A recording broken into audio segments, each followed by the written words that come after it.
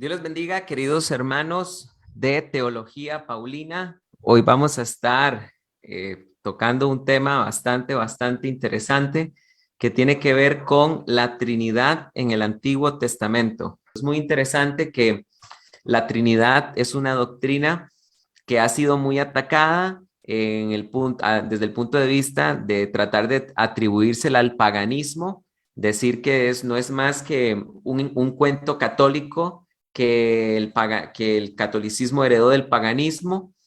Por supuesto que no es así, por eso la enseñanza el día de hoy se llama la Trinidad en el Antiguo Testamento. Hoy vamos a estar hablando de por qué la Trinidad es bíblica y perfectamente puede superar la prueba estudiándose desde el Antiguo Testamento. Muy bien, antes de defender toda esta doctrina desde el Antiguo Testamento, yo quiero que por favor vayan conmigo a Juan capítulo 8, versículo 17. Solamente voy a mencionar dos pasajes del Nuevo que son claros en cuanto a un asunto, y es que también tenemos a los herederos del sabelialismo, que es una herejía antigua del siglo III con respecto a la Trinidad, que lo que nos intentan decir es que el Padre, el Hijo y el Espíritu Santo son la misma persona. Esto no es verdad. O sea, que no niegan que Jesús sea Dios, que el Padre sea Dios y que el Espíritu Santo sea Dios, pero enseñan que los tres son la misma persona, es decir, enseñan que Dios es unipersonal, lo cual es una completa herejía. La iglesia nunca pensó así. Este pensamiento empezó a surgir desde el siglo III, cuando nacieron las herejías en contra de la Trinidad. Otra herejía fue el arrianismo, que los herederos son los testigos de Jehová, que empezaron a enseñar que Jesús había sido creado, que Jesús era, por decirlo así, un Dios inferior al Padre. Y obviamente los herederos del sabelialismo, de esta herejía del unitarismo, pues los herederos son los unitarios, la iglesia unitaria, pentecostal, son los herederos de esta herejía, y por supuesto que también los judaizantes son los herederos de esta herejía. Pero bueno, vean lo que dice la Biblia en Juan capítulo 8, versículo 17.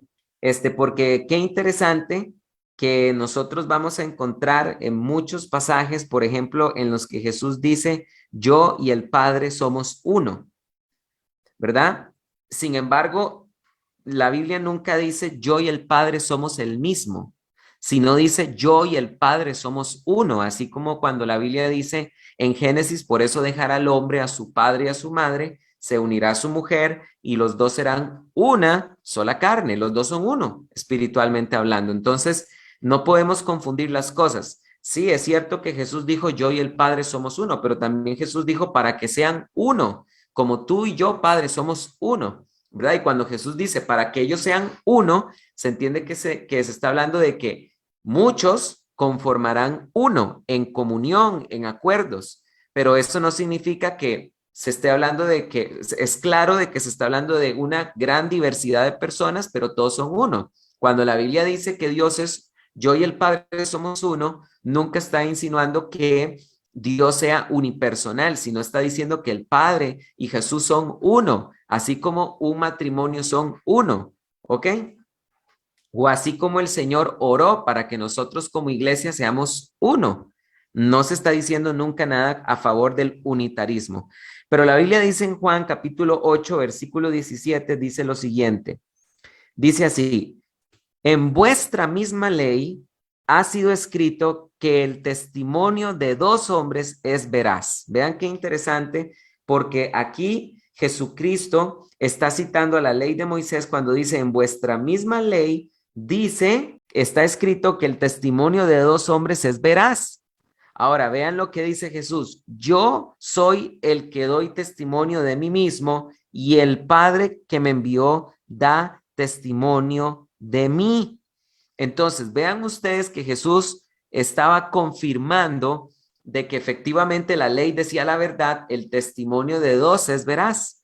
Entonces, Jesús, apelando a este pasaje, Jesucristo dijo lo siguiente, vuestra ley dice que el testimonio de uno nada vale, pero que el testimonio de dos es veraz. Pues bueno, aquí están los dos. Yo doy testimonio de mí mismo, aquí está la primera persona y el Padre da testimonio de mí. Ahí está el testimonio de la segunda persona.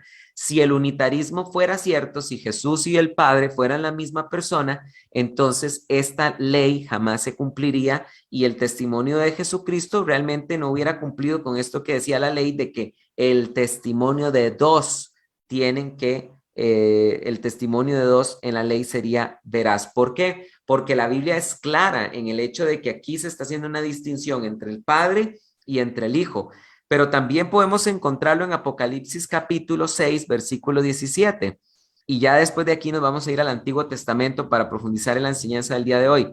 En Apocalipsis capítulo 6, versículo 17, para que ustedes no hagan caso a los judaizantes con sus grandiosas teorías de conspiración, ¿verdad? Ellos deberían trabajar con Dan Brown, ¿verdad? Para hacer películas de conspiración. No les crean de que esto es un cuento católico porque está en la Biblia, créanle a la Biblia mejor. Porque vean lo que dice la Biblia en en Apocalipsis capítulo 6, versículo 17, dice, porque el gran día de la ira de ellos ha llegado y ¿quién puede sostenerse en pie? Ustedes acaban de notar lo que acabo de leer, ustedes acaban de leer cuando la Biblia dice, porque el gran día de la ira de ellos. Estoy seguro que si usted está leyendo su Biblia, desde la Biblia Reina Valera se dará cuenta que dice porque ha llegado el gran día de la ira de él. Sin embargo, yo acabo de leer porque el gran día de la ira de ellos ha llegado y quién podrá sostenerse en pie.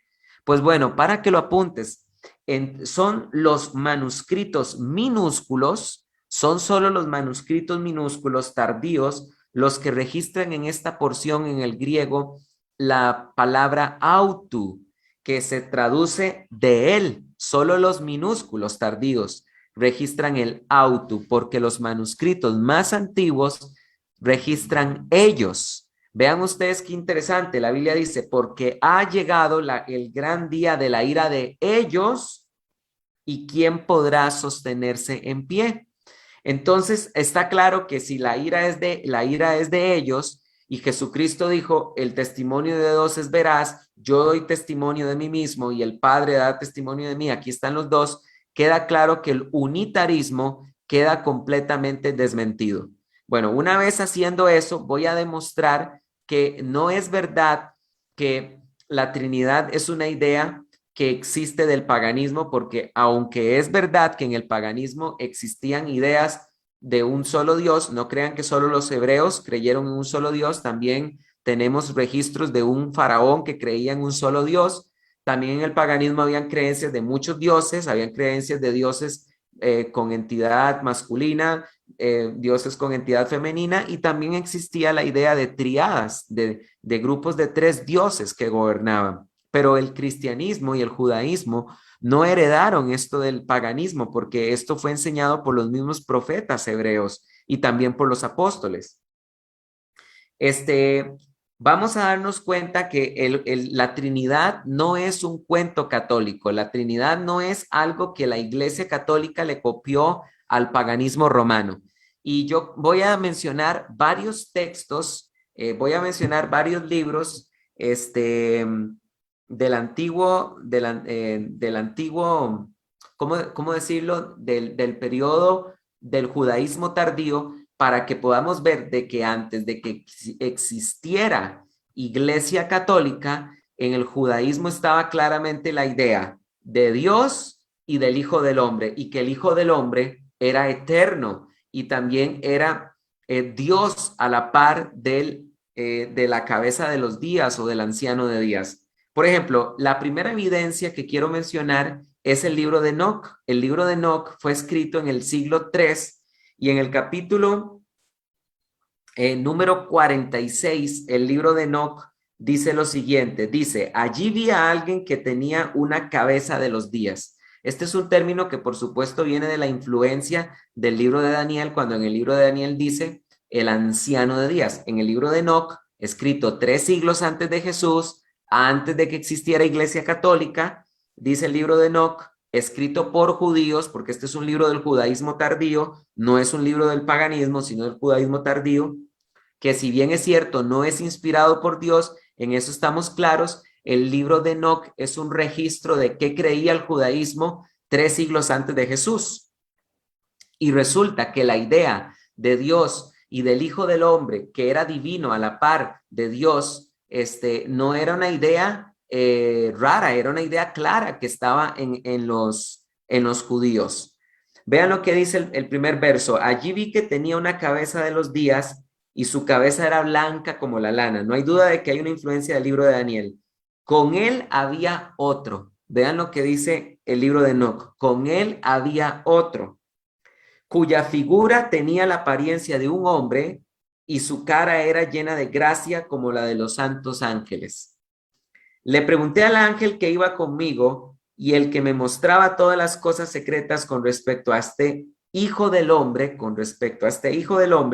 que esa entidad del hijo del hombre viene de Daniel capítulo número 7. Le pregunté respecto a este hijo del hombre, ¿quién es este? ¿De dónde viene? ¿Y por qué va con la cabeza de los días? Y me respondió diciendo, este es el hijo del hombre que posee la justicia y con quien vive la justicia y que revelará todos los tesoros ocultos porque el Señor de los espíritus lo ha escogido y tiene como destino la mayor dignidad. El Hijo del Hombre que has visto levantará a los reyes y a los poderosos de sus lechos y a los fuertes de sus tronos, desatará los frenos de los fuertes y les partirá los dientes a los pecadores. Derrotará a los reyes en sus tronos, reinos, porque ellos no le han ensalzado y alabado, ni reconocieron humildemente de dónde les fue otorgada la realeza. Vean lo que termina diciendo este pasaje con respecto al Hijo del Hombre. Dice, le cambiará la cara a los fuertes, llenándolos de temor. Las tinieblas serán sobre su morada y los gusanos su cama, y no tendrán esperanza de levantarse de esa cama, porque no exaltaron el nombre del Señor de los espíritus. Estos que juzgan a las estrellas del cielo, que levantan sus manos contra el Altísimo, que oprimen la tierra y habitan sobre ella, cuyas acciones expresan todas injusticia, cuyo poder reside en su riqueza y cuya confianza está puesta en sus dioses, en ellos han puesto su confianza en los dioses que ellos han hecho con sus manos. Ellos niegan el nombre del Señor de los espíritus. Ellos persiguen sus congregaciones y a los fieles, a quienes condenan en el nombre del Señor de los espíritus. Vean ustedes que en el libro de Enoc está con toda claridad de que la cabeza de los días y el Hijo del Hombre son dos personas totalmente diferentes. Por eso se dice venía otro. Y en el libro de Enoc se habla de que se preguntó quién es este otro, porque son dos personas totalmente diferentes. Ahora, vean lo que dice el libro de Enoc en el capítulo número 48. Dice así, estoy leyendo el verso 2 y ya con esto vamos a comenzar en la Biblia, pero es solo para presentar evidencia de cómo el judaísmo del siglo III creía perfectamente en la idea de la Trinidad. No es una idea pagana ni inventada por Roma en el siglo III. Dice así el verso 2, y en este momento este hijo de hombre fue nombrado cerca del Señor de los espíritus. Vuelvan a ver otra vez que hay una distinción. El Hijo del Hombre fue nombrado cerca del Señor de los espíritus, es decir, cerca de la cabeza de los días. Y su nombre fue nombrado ante la cabeza de los días. Y ante él, ¿ante quién? Ante el Hijo del Hombre, el sol y las señales fuesen, y antes de que el sol y las señales fuesen creadas, antes que se hiciesen las estrellas del cielo, su nombre fue nombrado ante el Señor de los espíritus. Vean ustedes que se está dejando claro que el Hijo del Hombre no pertenece a la creación, es antes de la creación. Versículo 4, será él un bastón para los justos, a fin de que puedan apoyarse sobre él y no caigan. Será la luz de los pueblos y la esperanza de aquellos que sufren en su corazón. Todos aquellos que habitan sobre la tierra se postrarán y lo adorarán y lo bendecirán y lo glorificarán y cantarán al Señor de los espíritus. Vean todo lo que se dice que va a ocurrir con el Hijo del Hombre. Todos los habitantes de la tierra se posternarán, lo adorarán, lo bendecirán, lo glorificarán y asimismo cantarán al Señor de los espíritus. Esta idea es totalmente clara con, por ejemplo, la idea que encontramos en Apocalipsis capítulo número 5, cuando encontramos que la Biblia dice al que está sentado en el trono y al que está a la diestra del trono, sea el dominio, la honra, la alabanza, la gloria. Vemos que para el apóstol Juan no fue nada raro describir esto en Apocalipsis 5, donde presenta a Dios el Padre y a su Hijo Jesucristo recibiendo los dos la misma alabanza en el cielo. En el libro de Enoc, la cabeza de los días y el Hijo del Hombre reciben también ambos adoración. Así que la creencia de la Trinidad viene desde el Antiguo Testamento. Sé que el libro de Enoc no es inspirado por Dios, pero es solo para enseñarles cómo un libro 6 siglos antes de que hubiera iglesia católica ya tenía ideas trinitarias. Ahora, ¿dónde encontramos la Trinidad en la Biblia? Yo quiero, en el Antiguo Testamento, quiero invitarlos para que vayan conmigo, por favor, a Génesis capítulo número 18. Pongan mucha atención porque estamos a punto de leer la historia cuando a Abraham se le aparecieron 3 varones erguidos. Y yo quiero decirles que la mayoría de veces se ha enseñado que estos 3 varones que se le presentaron a Abraham eran Dios y 2 ángeles, Jesús y 2 ángeles. Pero no es así. Estoy a punto de demostrar a la luz del hebreo que los que se le aparecieron a él, a Abraham, fue precisamente la Trinidad, el Padre, el Hijo y el Espíritu Santo. Porque vamos a ver que el texto así no lo enseña. Vean lo que dice el versículo número 18. Dice, después Elohim se le apareció en el encinar de Manré, estando sentado a la puerta de su tienda al mediodía, y alzando sus ojos miró, y he aquí 3 varones erguidos. Entonces, hasta ahorita el texto nos dice que se le apareció Elohim en el encinar de Manré, y he aquí 3 varones erguidos. Bueno, hasta ahí todo bien. No se ha dicho de que estas 3 personas sean la Trinidad. El texto no lo ha dicho hasta el momento, pero sí es muy interesante que se nos dice que se le apareció Elohim, y he aquí 3 varones erguidos frente a él, y al verlos corrió a su encuentro desde la puerta de su tienda y se postró a tierra y exclamó, oh Adonai. Vean qué interesante, eran 3, pero no les dijo, oh señores míos, sino les dijo, oh Adonai, en singular. Si he hallado gracia ante tus ojos, no pases de largo junto a tu siervo, tráigase agua y laven vuestros pies y refrescaos bajo el árbol, y traeré pan para que os sustentéis, por eso, pues para que os sustentéis, pues por eso habéis pasado junto a vuestro siervo, luego seguiréis adelante. Y aquí en el hebreo, vean, recuérdense que la Biblia había dicho, oh Adonai, en singular. Abraham se dirigió a uno, porque dice que en singular dijo, oh Adonai. No les dijo, oh señores míos, sino, oh Adonai, oh Señor mío en singular. Les propuso que comieran, y en el versículo número 5 dice la Biblia, ve lloverú, que significa y contestaron en plural. Entonces vean ustedes, queridos hermanos, que aquí empezamos a encontrar a la luz del hebreo un juego de palabras muy interesantes, porque primero se aparece Elohim, después 3 varones erguidos frente a Abraham, luego Abraham al verlos les dice, oh Adonai, y después dice la Biblia en hebreo, ve yoverú, y contestaron en plural. Ahora, supongamos por un momento que estos 3 varones son Dios y 2 ángeles. Pongámonos en el lugar de los ángeles. Los ángeles, cuando están escuchando la propuesta que Abraham está haciendo, no tienen nada que opinar. Ellos simplemente deberían quedarse callados y esperar a ver qué es lo que dice Dios con respecto a la propuesta que Abraham les ha dado de comer y de descansar bajo el árbol. O sea, si estos fueran realmente Dios y 2 ángeles, lo que tendríamos que encontrar en la Biblia es que la Biblia dice, y le dijo, ¿verdad? Porque se dirigió a Adonai, y deberíamos encontrar la respuesta solo del que es Adonai, solo del que es Dios, y la Biblia diría en el hebreo, y le dijo, pero no dice eso, sino que los 3 contestaron y le contestaron. sea así como has dicho. Entonces vean ustedes que esto no cabe si fuera Dios y dos ángeles, porque los ángeles tendrían que ver a Dios y esperar la respuesta de Dios, con que Dios diga no estoy de acuerdo o que Dios diga estoy de acuerdo. Pero los tres opinaron con libertad, lo cual no cabe si fueran ángeles.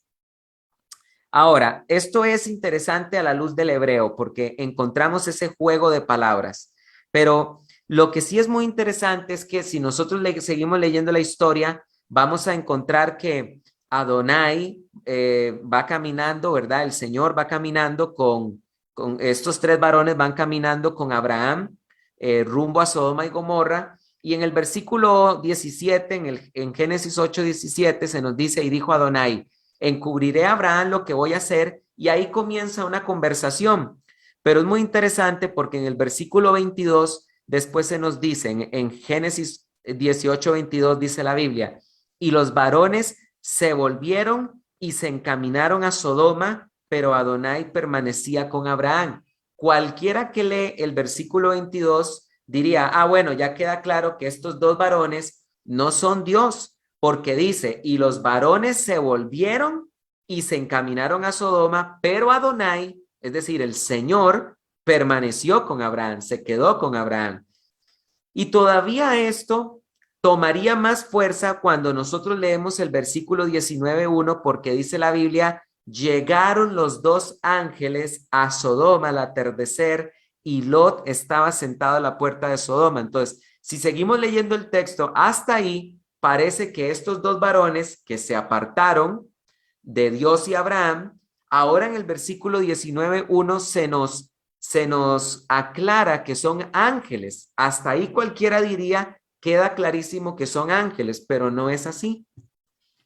Ahorita vamos a ver que no hay ningún problema que se les llame ángeles, pero es que es el hebreo, una vez más, es a la luz del hebreo donde va a quedar claro que realmente es Dios, porque vean lo que dice este pasaje, dice lo siguiente, en Génesis capítulo 19, la Biblia nos describe de que los ángeles van a sacar a Lot, ¿verdad? De que Lot les va a pedir que coman con él, etcétera, etcétera. Ustedes conocen la historia, pero quiero que ahora vayan conmigo a Génesis 19:18, donde la mayoría de las Biblias dice lo siguiente, Lot le dijo, de hecho la Biblia textual traduce, Lot le dijo, porque recuérdense que les había dicho que huyeran, a Lot se les dijo que huyera y que huyera para que no fuera barrido ni alcanzado por la destrucción. El versículo 18 dice, en la Biblia textual, versículo 18, Lot le dijo,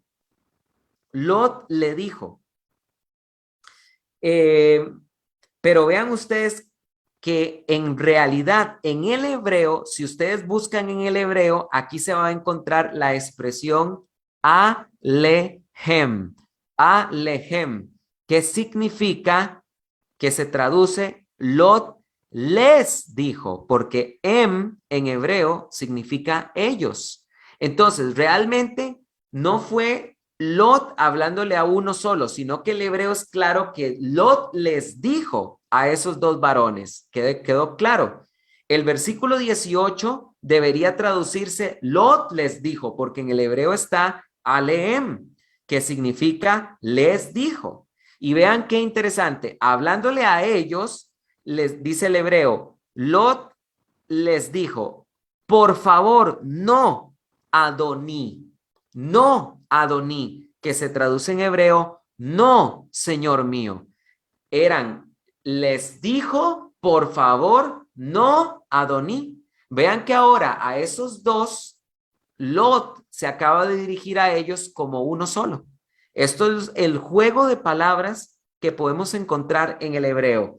Y ahora, después de que él se dirigió a ellos, en el versículo 21 vamos a encontrar que estos varones atienden el llamado de no destruir la ciudad de Zoar. Y bueno, Lot escapa a Zoar, pero ahora vean lo que dice el versículo 24. Este pasaje es vital, es clarísimo, porque vean lo que dice el versículo 24. Recordemos que Lot, desde el versículo 19:1 hasta el momento viene hablando con ángeles, entre comillas. Pero ahora vean a esos ángeles, entre comillas, como les dice Lot en el versículo 24, en el capítulo 19, 24, dice, y Adonai hizo llover desde los cielos sobre Sodoma y Gomorra azufre y fuego de parte de Adonai. ¿Lo lograron entender? ¿Le lograron poner atención? Y Adonai, ¿quién es este Adonai? Pues los hombres con los que está hablando Lot. Y Adonai hizo descender desde los cielos sobre Sodoma y Gomorra azufre y fuego de parte de Adonai. Adonai, los dos que estaban ahí, hicieron descender fuego y azufre de parte de Adonai. Aquí hay dos Adonai. ¿Lo pueden ver? A estos dos varones que aparentemente son ángeles, se les ha llamado en singular Adonai, como si los dos fueran uno. Y no solo eso, sino que a ellos dos, ellos a pesar de ser dos, se dice que son un solo Señor y se dice que ese solo Señor hizo descender fuego de parte del Señor. ¿Se dan cuenta? En esto, en el Antiguo Testamento podemos encontrar otras referencias. Por ejemplo, si nos vamos nosotros al libro de Zacarías, capítulo número 3, vamos a ver que en Zacarías, capítulo número 3, tenemos dos Yahvés. Vean ustedes lo que la Biblia dice. Vean cómo la Biblia es clara que hay dos Yahvé y uno de esos Yahvé es el ángel de Yahvé. Vean qué interesante. Después la Biblia dice en el versículo 3, después me mostró al sumo sacerdote Josué. Estoy leyendo Zacarías 3:1. Colocado delante del ángel de Yahvé. ¿Colocado delante de quién? Del ángel de Yahvé. Y Satanás estaba en su mano derecha para acusarlo. Pero dijo Yahvé a Satanás. Entonces, cualquiera que está leyendo este pasaje empieza a entender así. Ok, delante de Josué está el ángel de Yahvé, a la derecha de Josué está Satanás para acusarlo, y ahora el versículo 2 dice, pero Yahvé dijo a Satanás. Entonces cualquiera entendería, y ahora aparte del ángel de Yahvé y aparte de Satanás, Dios habla, pero no es así, porque vean lo que dice el versículo 2, este Yahvé es el mismo ángel de Yahvé, porque después dice, pero dijo Yahvé a Satanás, Yahvé te reprenda, Satanás. ¿Cómo Yahvé reprende a Satanás en el nombre de Yahvé? Esto solo tiene la siguiente explicación. Es que el ángel de Yahvé es Yahvé. Y en el versículo 2, cuando dice, pero dijo Yahvé a Satanás, este que dijo fue el ángel de Yahvé, aunque también puede ser Yahvé, porque el ángel de Yahvé también es Dios. Yahvé te reprenda. Y cuando el ángel de Yahvé reprende a Satanás en el nombre de Yahvé, esto tiene mucho sentido a la luz, solo tiene sentido a la luz de la Trinidad, porque es el ángel de Yahvé, que es Jesús, reprendiendo a Satanás en el nombre de su Padre. Ahí está, lo pueden ver. Pero si el unitarismo fuera cierto, esto no tiene explicación ni sentido. Porque ¿cómo Dios va a reprender a Satanás en el nombre de Dios? ¿Lo ven? O sea, ¿cómo hacer eso? O sea, esto solo tiene sentido porque Jesús, que es el ángel de Yahvé, quien fue llamado en el versículo 2 Yahvé, reprendió a Satanás en el nombre de su padre Yahvé, porque aquí hay dos Yahvé. Y no hay duda alguna de que el ángel de Yahvé es Jesús y que es Dios, porque esto está clarísimo en el libro de Josué. Perdón, en el libro de Jueces. Vayan conmigo, por favor, al libro de Jueces. Cuando aparece la historia de Sansón, se nos dice con toda claridad de que el ángel de Yahvé es el mismo Dios. Porque vean ustedes, en el versículo 17 se está hablando de que el ángel de Yahvé anunció el nacimiento de Sansón. Y leo el versículo 17 para entender el contexto. Y dijo Manoa al ángel de Yahvé. ¿A quién? Al ángel de Yahvé. ¿Cuál es tu nombre? Para que te honremos cuando se cumpla tu palabra. Y el ángel de Yahvé respondió a Manoa: ¿por qué preguntas mi nombre si ves que es admirable? O sea, aquí no es que el ángel de Yahvé le está diciendo lo siguiente: ¿por qué preguntas mi nombre que es de admirar? No, sino que el ángel de Yahvé le contesta, le pregunta y le contesta al mismo tiempo, porque le pregunta a Manoa: ¿por qué preguntas mi nombre si ves que mi nombre es admirable? ¿Cómo llama la Biblia en Isaías a Jesús? Porque un niño nos será nacido, un hijo nos será dado y será llamado su nombre admirable, consejero, Padre eterno, Dios fuerte, príncipe de paz. ¿Lo ven? Entonces, el ángel de Yahvé acaba de aclarar que su nombre es admirable. Y ahora, en el versículo número 21, vean lo que dice la Biblia. Y el ángel de Yahvé, ¿quién? El ángel de Yahvé no volvió más a mostrarse a Manoa ni a su mujer. Entonces Manoa comprendió que era el ángel de Yahvé. O sea, ellos sabían que estaban hablando con un ser del cielo, pero todavía no tenían idea de quién era. Entonces la Biblia nos dice: entonces Manoa comprendió que era el ángel de Yahvé. Y cualquiera diría: ah, bueno, el ángel de Yahvé, es decir, uno de los muchos ángeles de Yahvé. No, él entendió que era el ángel de Yahvé. Y ahora vean lo que dice la Biblia en el versículo 22. Por lo cual dijo Manoa a su mujer: sin duda moriremos, porque hemos visto a Elohim. ¿Lo vieron? Acaba de decirse con toda claridad que Manoa, cuando se dio cuenta que estaban hablando con el ángel de Yahvé, dice: sin duda moriremos, porque hemos visto a Elohim, hemos visto a Dios. Entonces queda claro que el ángel de Yahvé es Dios. Ahora, vean qué interesante. Manoa vio al ángel de Yahvé, vio al ángel, lo vio cara a cara. Ahora, un pasaje más del Antiguo Testamento para demostrar esto de que la Trinidad se puede demostrar en el Antiguo Testamento está en el libro de Éxodo. En el libro de Éxodo encontramos un pasaje que solo se puede comprender a la luz de la Trinidad. Este pasaje no se puede comprender si pensamos que Dios es unipersonal. Solo se puede comprender a la luz de la Trinidad, porque en Éxodo capítulo 33 se nos habla de la gran comunión que tenía Moisés con Dios, y dice la Biblia en el versículo 11: y Yahvé, ¿quién? Yahvé hablaba con Moisés cara a cara, como un hombre suele hablar con su amigo.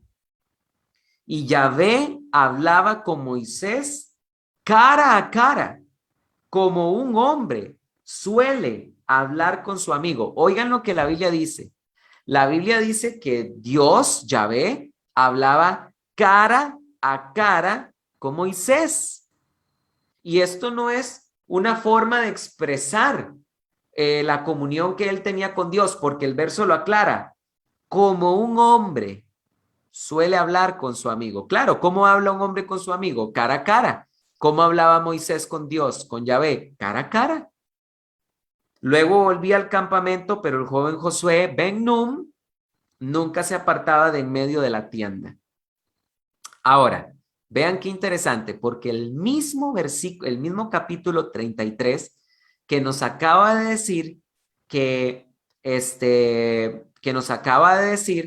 que Moisés hablaba cara a cara con Dios, ahora nos va a decir que nunca un hombre podrá ver el rostro de Dios sin morirse. Porque vean lo que dice la Biblia en el versículo 19: y le dijo, porque encontramos que en el versículo 18 dice: y le dijo Moisés, muéstrame tu gloria. Y le dijo: yo haré pasar mi gloria delante de ti, proclamaré mi nombre Yahvé delante de ti, y tendré misericordia del que tenga misericordia, y me compadeceré del que me compadezca. Dijo también: no podrás ver mi rostro. Ojo, no podrás ver mi rostro, pero el versículo 11 ya nos había dicho que Moisés hablaba cara a cara con Dios. No podrás ver mi rostro, pues no me verá el hombre y vivirá. Y añadió Yahvé, he aquí un lugar junto a mí, donde tú estarás en pie sobre la roca. Cuando pase mi gloria, te pondré en la hendidura de la roca y te cubriré con la palma de mi mano hasta que haya pasado. Después apartaré la palma de mi mano y verás mis espaldas, pero mi rostro no será visto por ti. Esto no tiene sentido a la luz del unitarismo, porque por un lado se nos dice que Dios hablaba cara a cara con Moisés y ahora el mismo capítulo nos dice que Dios le dijo a Moisés, no verás mi rostro. Pero esto sí tiene sentido a la luz de la Trinidad, porque con quien hablaba cara a cara Moisés era con Jesús. Era con Jesús, con él fue con el que Moisés tuvo comunión. Esto lo dice con toda claridad Hebreos, con el que el ángel que lo sacó a ellos de Egipto y con el que tuvo Moisés comunión, fue con Cristo. Porque la Biblia dice así en Hebreos 11, 24, 25 en adelante. Por fe Moisés, ya grande, rehusó ser llamado hijo de la hija de Faraón, escogiendo antes padecer aflicción con el pueblo de Dios que tener el gozo temporal del pecado, considerando mayor riqueza el vituperio de Cristo. ¿Lo oyeron? El vituperio de Cristo. ¿Por qué? Porque tenía la mirada puesta en Cristo. Asimismo también la Biblia en Primera de Corintios nos va a decir algo similar cuando la Biblia dice, hablando de la nación de Israel, dice en el versículo 4, y todos bebieron la misma bebida espiritual, porque bebían de la roca espiritual, está hablando de Israel en el desierto, que lo seguía, y la roca era Cristo. ¿Con quién hablaba cara a cara Moisés? Con Cristo. ¿Y qué fue lo que pidió Moisés cuando dijo, quiero ver tu gloria? Pidió ver el rostro del Padre. Y con relación al Padre, la Biblia dice, no podrás ver mi rostro. Y esto es bíblico, porque en Juan capítulo 1, versículo 16, se nos deja claro que nadie ha visto jamás a Dios. Nadie ha visto jamás al Padre. Se ha visto a Cristo. Manoah habló con Cristo. Moisés habló con Cristo. Pero nadie ha visto jamás a Dios en su gloria. En su gloria. Porque por supuesto que cuando a Abraham se le aparecen los tres, ahí está el Padre. Pero él no vio la gloria del Padre. Es decir, no vio al Padre, al Hijo y al Espíritu Santo como un antropomorfismo, es decir, los tres con forma humana, pero no en su gloria. Recordemos que hay una diferencia, ¿verdad? En Mateo capítulo 17, Jesús se transfiguró delante de sus discípulos y les mostró su gloria, pero nadie ha visto al Padre cara a cara en su gloria. Ahora, vean lo que dice Juan 1:18. O sea, esto ya tiene mucho sentido. Todo empieza a tener sentido. Dice la Biblia en Juan 1:18, nadie ha visto jamás a Dios. El unigénito Dios que está en el seno del Padre, Él lo explicó. Nadie ha visto jamás a Dios. Cuando Moisés, se le dijo a Moisés, no verás mi rostro, se refería al Padre. Pero el Hijo, a quien el Hijo Moisés vio, a este sí se le puede ver. ¿Por qué? Porque aquí la Biblia dice que el ministerio del unigénito Dios, es decir, el ministerio de Jesús, es revelarnos al Padre. Por eso es que en Juan capítulo 14, versículo número 16, Jesús le dijo a Felipe, y respondiendo Jesús le dijo, en Juan capítulo 14, versículo 8 dice, y le dice Felipe, Señor, muéstranos al Padre y nos basta. Y Jesús le dice, tanto tiempo estoy con vosotros y no me habéis conocido, Felipe, el que me ha visto a mí, ha visto al Padre. Entonces, queda con toda claridad que el ministerio de Jesús es al Padre no lo podemos ver directamente, pero al ver al Hijo, indirectamente vemos al Padre, porque la misión del Hijo es revelarnos al Padre. Todo aquel que ve al Hijo ve al Padre. ¿Por qué? Porque este es su ministerio. Colosenses capítulo 1, versículo 15. Dice así la Biblia en Colosenses capítulo 1, versículo 15. Dice lo siguiente. Él es, hablando de Jesús, Él es la imagen del Dios invisible, el primogénito de toda la creación. ¿Lo pueden ver? Ya entendiendo este pasaje, se entiende lo que pasó en Éxodo 33. Moisés hablaba cara a cara con Jesús y Jesús es Yahvé, Él es Dios. Pero cuando pidió ver el rostro del Padre, se le dijo, no verás mi rostro, porque no me verá hombre alguno y seguirá vivo. No podía ver Moisés el rostro del Padre porque la misión del Hijo es revelarnos al Padre. Y es también muy interesante que la Biblia nos menciona en el libro de Primera de Timoteo que Dios habita en la luz inaccesible, en luz inaccesible. ¿Quién es el que habita en luz inaccesible? El Padre, no el Hijo, porque la misión del Hijo es revelarnos al Padre. Juan 1:12. ¿Lo pueden ver? Entonces, no cabe duda que en el Antiguo Testamento está lleno de evidencias, de la Trinidad. Un pasaje ya para terminar, de verdad, y concluir. ¿Qué decir entonces de Isaías? ¿Qué decir entonces de Isaías, capítulo número 6, donde claramente Dios está hablando y Dios, se nos habla de que Dios está hablando y después Dios dice quién irá por nosotros? Porque si nosotros leemos en Isaías capítulo 9, Isaías capítulo 6, versículo 8, vean lo que dice. Versículo 8, entonces oí la voz de Yahvé. ¿La voz de quién? De Yahvé, que decía, ¿a quién enviaré? ¿Cómo está hablando Dios? En singular, la voz de Yahvé, ¿a quién enviaré?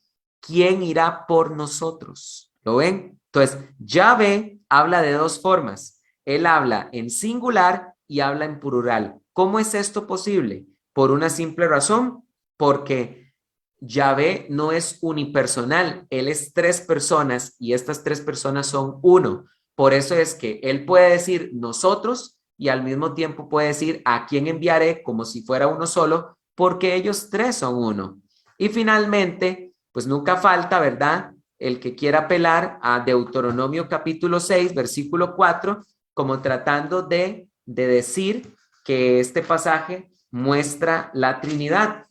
Porque la Biblia dice en Deuteronomio capítulo 6, versículo 4, Shema Israel, Yahvé Eloheinu, Yahvé Echad. Escucha Israel, Yahvé nuestro Elohim, Yahvé uno es. Vean que la Biblia dice que Yahvé es uno. La Biblia no dice que Yahvé es unipersonal, dice que Yahvé es Echad. Es decir, la Biblia está diciendo que Yahvé es uno. Ahora, la palabra hebrea aquí que se usa es Echad. Esta palabra Echad en hebreo es una palabra que significa uno compuesto y se los puedo demostrar. Cuando ustedes van a Génesis capítulo número 2, versículo 23, dice la Biblia, y el hombre dijo, esta ahora es hueso de mis huesos, carne de mi carne, será llamada varona, dejará el hombre a su padre y a su madre, se unirá a su mujer y los dos serán una ejat, los dos serán ejat, los dos serán uno.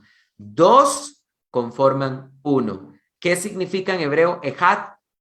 Significa un uno compuesto. Esta palabra ejat también es la que se utiliza en Génesis capítulo número 1, cuando por ejemplo la Biblia dice, y llamó Elohim a la luz día y a la tiniebla la llamó noche, y hubo tarde y hubo mañana, Yom Ejat, día 1. La mañana y la tarde fueron Ejat.